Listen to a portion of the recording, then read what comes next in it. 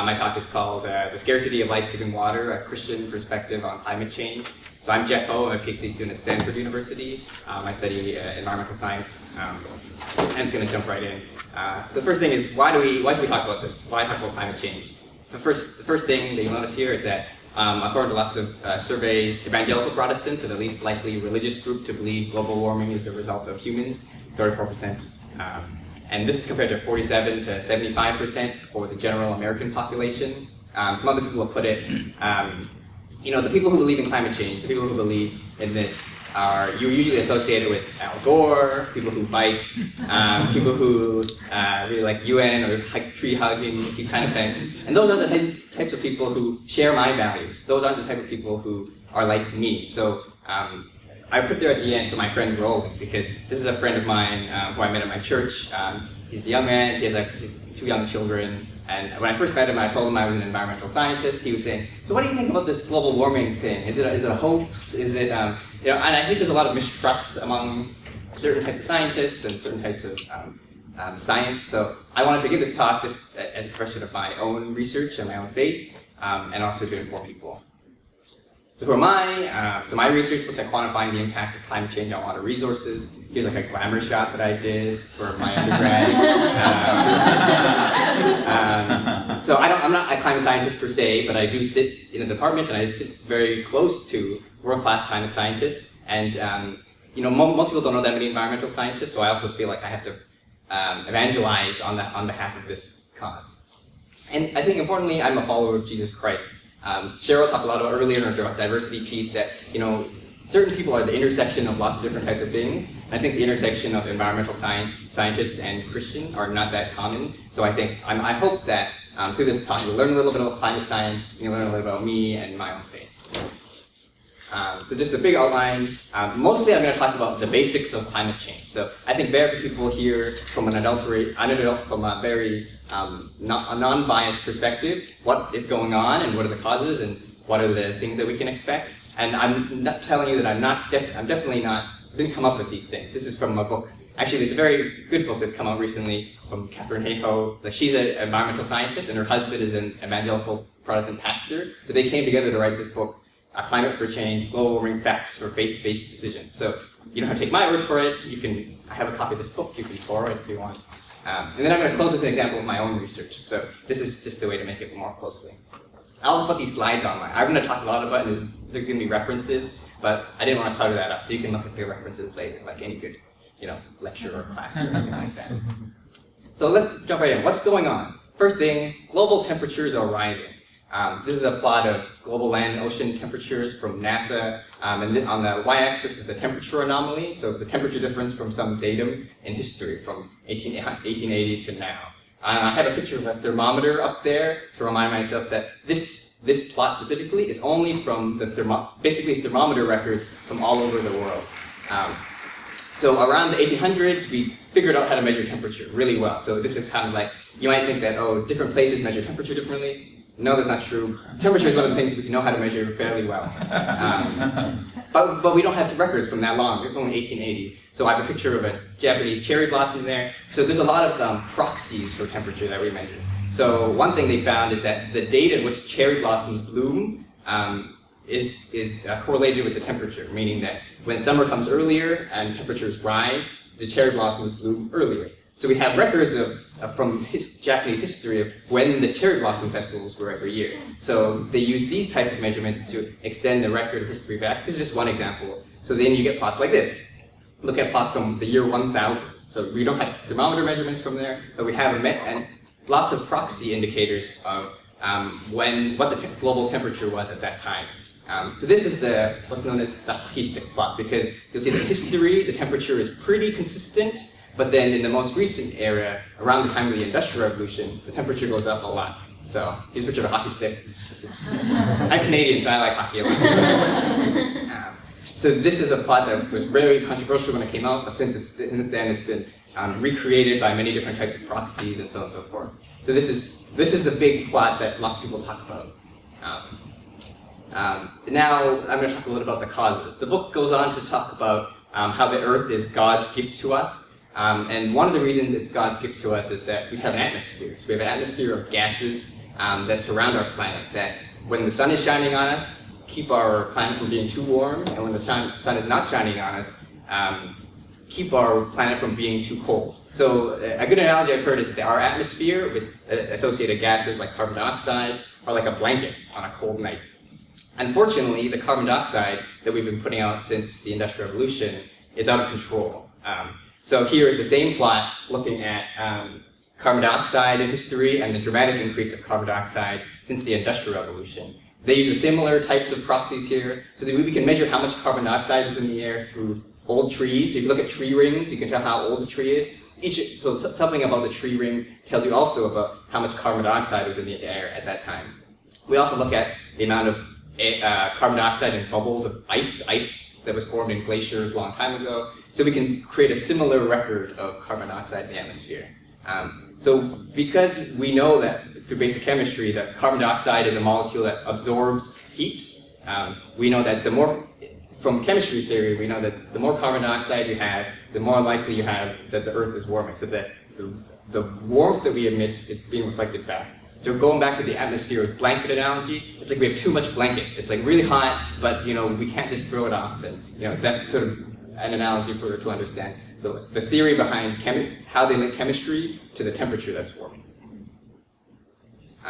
Now, you don't have to take my word for this because there's also consensus among scientists. You might have heard this statistic: 97% of scientists support man-made global warming. Because I'm a scientist, I like to look at the literature. This mainly comes from two specific studies. One is a 2010 PNAS study, which looked at the opinions of over 1,000 published climate researchers and found that 97 to 98% of them support man-made global warming. But if you don't trust their opinions, then you can also look at the 2013 Environmental Resource Letter study. This looked at a review of 4,000 papers discussing any paper that looked at what are the causes of global warming. And 97% of those found and the abstract supported the anthropogenic global warming hypothesis. So this is where this 97% statistic comes from. But you don't have to believe this. If you don't believe the scientists themselves, you might also want to believe the scientific body. So this argument is also supported by all of the major American and international scientific bodies. If you think of the National Academy of Science in the US, or the Royal Society in the UK, or even sort of intergovernmental panels that aren't really tied to any particular country, all of them support this, and they talk about that we need to take some action. So I know I walked through this very quickly, but this is also the consensus among scientists. But of course, you guys are curious about doubts, right? We trust scientists, but you hear a lot of arguments, and people talk about this. So I'm going to walk through those doubts. The first thing is that, isn't it just a product of natural cycles? And two of the main natural cycles that people talk about are El Nino and sort of natural historical variations in history. Now, we looked from the hockey stick example that historical variations, there's no variation that is consistent with the big spike that we've seen. So if you think that this spike might be caused by a historical variation, you might expect wild oscillations in history, but that's just not what we see.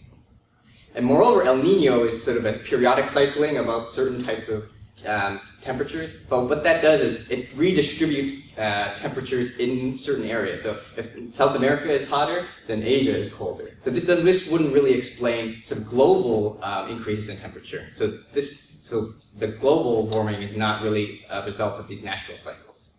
People also talk about weather versus climate a lot. So we can't even predict the weather 2 weeks later. How can we predict that the climate will be, in 50 years?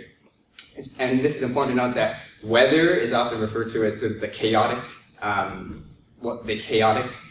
behaviors of the climate system. So if you look at this line here, it's like the jumping up and down around the line, and climate is sort of like long-term trend. A good example that I've heard is that we don't know what the exact temperature will be 7 days from now, because that's hard to predict. But we do know, for example, that the temperature in July, more often, is pretty much going to be hotter than the temperature in January. So that climate is sort of these long-term, stable, predictable kind of things, and the trends in that rather than the weather.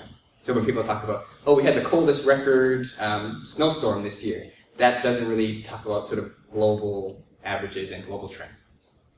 People also talk about, is it an influence of the sun, maybe sun, something like that, or volcanism, maybe there's lots of volcanoes, or urban heat, maybe people live in cities and that causes more temperature.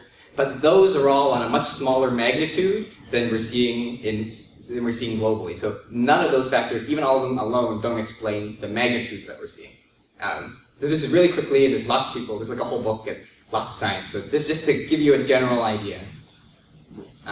Now, the book is very good because it specifically talks about doubts about faith compatibility. So, is this inconsistent with my faith? And some of the good points here are, God would never have designed our planet in a way that we could do damage to it. We could do damage to it. Or is it just sort of hubris to think that, humans can influence the climate? And I think one of the good arguments they make is that, we live in a fallen world, and there's lots of things that humans have done to impact the world in a negative way, and to expect that climate change is not one of those things, I think is inconsistent with sin and the fall of man. The book also talks about people who believe in a young Earth, so you only believe that the Earth is 6,000 years old. Even if you believe in that, the hockey stick plot still applies, because it only goes back, but even if you don't believe the straight part of the stick up till billions of years ago, even if you look at the 6,000-year-old record, there's still a dramatic increase in temperature. And then there's also a very small subset who also believe that this is just the end of the world, and if so, we should just let it happen, and this is part of God's behavior, or God, that. And not to minimize those things, but Paul also talks about in Thessalonians for people who think similarly about the Christ coming. So Christ is going to come, so we don't have to live our way in a certain way, and Paul chastises them and tells them, we should still live and work and try to help the poor and so on and so forth. So any doubts about the incompatibility with faith, I think, are unfounded and not true. So here's another big one. So people often talk about the economic impact. Oh, it's too expensive. It's anti-growth. We don't want to limit our growth, and so on and so forth. But the world's best experts estimate that even if we have aggressive action against climate change, so I'm standing in the middle, will only delay economic growth by a few years. So the big example they always say is that even if we were the most aggressive in addressing climate change, that would mean that we have 2050 growth in 2051. That's sort of the rough level. So if you think, so it's really sort of unfounded. Moreover, I think action would really reduce the dependence on foreign oil and also stimulate domestic economy. There's a part in the book about how most of the oil reserves and most of the fossil fuels are located in the Middle East and on countries that aren't here. So taking action is actually good for our own, even if you are very American-centric, that's important for our own country also. And I think really importantly, a lot of papers have looked at how expensive it is relative to inaction. So the White House has this policy brief about how if we don't act, the consequences are going to be much worse. So it's kind of like insurance. You buy it beforehand rather than suffer the consequences. And even if you don't believe all that, policies that are directed towards stopping climate change are already showing little to no impact elsewhere. So in my home province of British Columbia and Canada, they have a carbon tax. So for every pound of carbon, there's like an extra tax on it. So gas is really expensive. It's like $5 a gallon or something like that.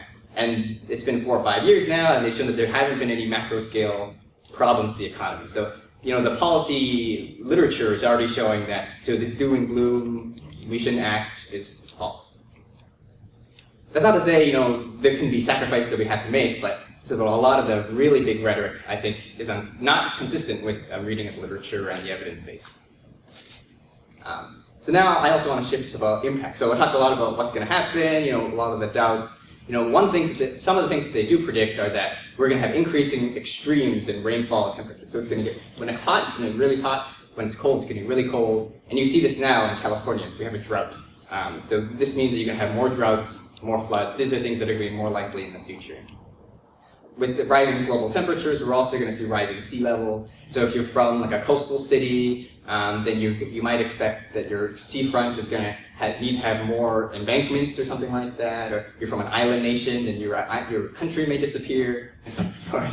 I'm not from an island nation, so I don't identify with that as much. But yeah. Also thirdly, I think it's also going to increase our food chain fragility. So essentially, the sum is that a lot of the way our natural and built environments are made are expecting certain variations in climate. And now that we're going above and beyond those expected variations, the systems that we've built to handle that aren't enough. So like the crops we have are fine-tuned to certain temperatures, and if they go outside of those temperatures, it's not going to be very good. So like even the drought we have in California now, food prices have gone up of certain types of staples. So this is the kind of stuff we might expect in the future. But now I'm going to shift focus to my own research. My own research looks at water impacts in Sub-Saharan Africa. This is just to give you an example. We talk a lot about abstract and theory, so this is like kind of an example where the impacts are real and the impacts are important. For one of the predictions of climate change is that climate change impacts to water resources are predicted to be felt most acutely in Sub-Saharan Africa. This is an example from a conclusion from the Lancet. And one of the specific predictions of the IPCC are that in semi-arid areas, climate change can extend the dry season of no to very low flows, and this particularly affects water users who don't have enough water storage or don't rely on water that is too deep on the ground. So the research question I have for this, which is going to be a chapter in my own dissertation, is how will this impact real households and their water supply? So I use water survey data. My group does a lot of surveys in Sub-Saharan Africa. It's a household survey data on water source usage in rural and peri-urban Mozambique, 1,600 households. And here's some of the sample questions that are relevant to this study. What is your primary water source? What type is it? Is it a bore well? Does it have a hand pump? And so on and so forth. When do you use the source? Is it in the dry season, the wet season, both? What months of the year do you use it? How many sources do you have? Is this your primary, secondary, tertiary source? This is a place where water fetching is common. So people don't have household taps. They walk sometimes up to 1,000 kilometers to go get water every day for washing, for bathing, for drinking, for eating, and so on and so forth. So the scarcity of water here can be really important. So just to give preliminary results, this chapter isn't even done, so don't go sharing this with everyone. But one of the things we find is that near the end of the dry season, many households switch sources. And these secondary sources most often are further away, have worse water quality, and provide less water quantity. So they're worse in general. So a common example in this household survey is that someone moves from a bore well, something like this, that's like built in part of a built environment, but these wells perhaps dry up, and then they move to something like this, which is a shallow hand-dug well, which is just like you dig deep enough in the water, water comes out, and it's kind of murky, but it's better than having no water. And most of these survey results are from baseline surveys, so prior to an intervention where they were going to go and build more wells. So I think my personal hypothesis is, when we build more wells, does that reduce this water instability or not? So this is part of why I think this is important. Many Christians go on mission trips to build water infrastructure in places like this. Building wells is a really common kind of thing. So my question is, does this type of behavior, does this reduce water scarcity, or does this lock households into infrastructure that leads to more water instability? People have talked a lot about the non-piped distribution of water, and that is not optimal from public health perspectives. So for me, this research is really important because I think it talks about how good intentions aren't enough. I think a lot of Christians come, especially evangelical Protestants, come in with certain types of good intentions. This idea of water and well building is a very good thing. But Jared talked earlier about, are we imposing our own sort of Western ideas of what is right? And especially since evangelical Protestants do not often believe in climate change, this goes to say that climate change has real impacts, and climate change is already starting to have real impacts that we can't ignore. So I think it's really important. This is just one example that the climate change story is really important, and the low percentages among evangelical Christians are especially worrisome, given what the Bible says about social justice and helping the poor. So in summary, if you stay with me long, thank you. Temperatures are rising, and humans are causing it, despite common doubts about science and faith and economics. The impacts are severe and can often be life-threatening, especially those most vulnerable. And an example from Sub-Saharan Africa in my own research looks at the impacts and implications of current climate.